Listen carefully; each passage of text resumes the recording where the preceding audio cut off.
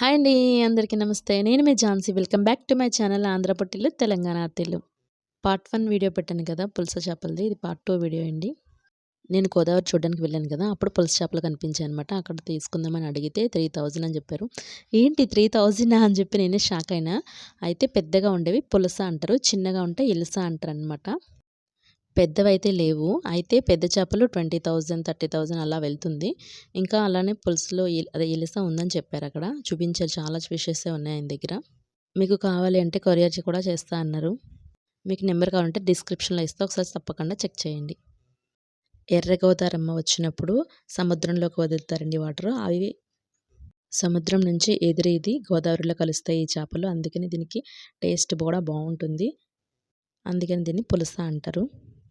అన్ని సీజన్స్‌లో దొరకదు. ఈ సీజన్‌లో మాత్రమే దొరుకుతుంది. నేను తీసుకుందాం అనుకున్నా. కాకపోతే నేను వెళ్ళేది ఫంక్షన్‌కి 3 అవర్స్ జర్నీ కాబట్టి అక్కడికెళ్ళేటికి పాడైపోయిందని తీసుకోలేదు. చాలా మిస్ అయ్యానని అనిపించింది.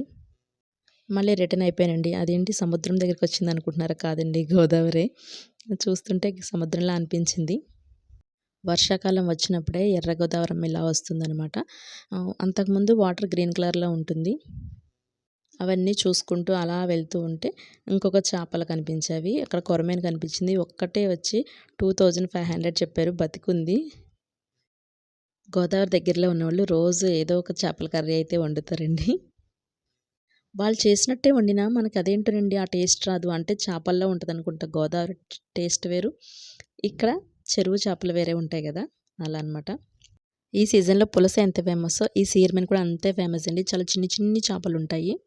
ఈ సీరమీన ఎంతో తెలుసదంతా 100 రూపీస్ అంట. ఆ సీరమీన పెద్దగా అయితే అలా కొంచెం పెద్ద చేపలొస్తాయన్నమాట, బుడ్డి బుడ్డివి. అలా గోదావరి మొత్తం చూసుకుంటూ ఇంకా కొవ్వూరు టోల్‌గేట్ దగ్గరికొచ్చేసానండి. టోల్‌గేట్ దగ్గర పువ్వులు అమ్ముతారు. అవి కడియం నుంచి తీసుకొచ్చి పువ్వులు అమ్ముతారు. ఇలా రోడ్ సైడ్ పెట్టి చాలామంది వచ్చి కొంటారండి. చాలా రకాల పువ్వులు అమ్ముతారు ఇక్కడ. కడియం అంటే మీకు తెలుసు కదా, పువ్వులకి ఫేమస్ అని. ఆ బస్సొచ్చే సైడ్ ఎళ్తే రాజమండ్రి ఎళ్తాం. ఇలా ఎళ్తే జంగారెడ్డిగూడెం ఎళ్తాం. అటు నేను చూపించే రోడ్ ఎళ్తే విజయేశ్వరం, తాడేపల్లిగూడెం ఎళ్తాం. కట్ చేస్తే మళ్ళా నేను ఫంక్షన్‌కొచ్చానండి. మా డ్యాడీ వాళ్ళ సైడ్ ఫంక్షన్. మా అత్తయ్య వాళ్ళ మనవరాలిదనమాట. నేనే ఇది. మీరు గుర్తుపెట్టారో లేదో. చాలా సింపుల్‌గా రెడీ అయిపోయానండి. ఇంతకీ ఊరి పేరు చెప్పలేదు కదా! జంగారెడ్డిగూడెం అండి మా అమ్మ వాళ్ళది. ఈ పాప హాఫ్ సారీ ఫంక్షన్. మన ఇన్‌స్టాగ్రామ్ ఫాలోవరు. వీడియోస్ అడిగే పెట్టాను. ఇంక మా వాళ్ళ ఇంటికొచ్చేసామండి. నెక్స్ట్ డే అనమాట ఇది. మా వాళ్ళు చేసే అల్లరి అంతా ఇంతా కాదు. ఫ్రిడ్జ్‌లో వాటర్ పెట్టాడు. ఎందుకురా కూల్ వాటర్ తాగొద్దు డ్యాడీ తిడతాడంటే, లేదు నేనేదో మ్యాజిక్ చేస్తా అన్నాడు. సరేలే అని ఫ్రిడ్జ్‌లో వాటర్ పెట్టుకుంటే ఏమో అనుకున్నా నేను. తర్వాత చూస్తే వాడు ఒక గ్లాస్‌లా తయారు చేశాడనమాట. నేనే షాక్ అయినా. ఒక గ్లాస్ బౌల్ ఉంటది కదా! అలా చేశారనమాట. ఎందుకురా ఇలా వచ్చిందంటే, ఏమో మమ్మీ నేను చేశాను వచ్చేసింది అంటున్నాడు. చాలానే చేశాడండి. ఒక్కటి కాదు, చాలా చాలా చేశాడు. వీడియోస్ అయితే తీయడం కుదరలే. కొన్ని వీడియోసే చేశాను. ఇంగో చూడండి.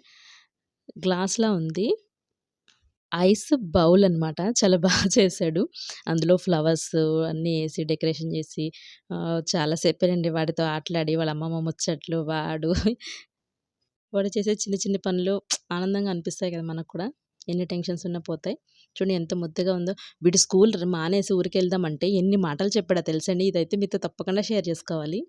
ఒక ఎగ్జామ్ ఉంది. అది మిస్ అయ్యి ఎళ్దామని జెప్పేసి ఎళ్ళిపోతుంటే, "మమ్మీ నాకు ఎగ్జామ్ ఉంది. నేను రాను. నేను డ్యాడీతో ఉంటా. నేను రాను" అంటున్నాడు.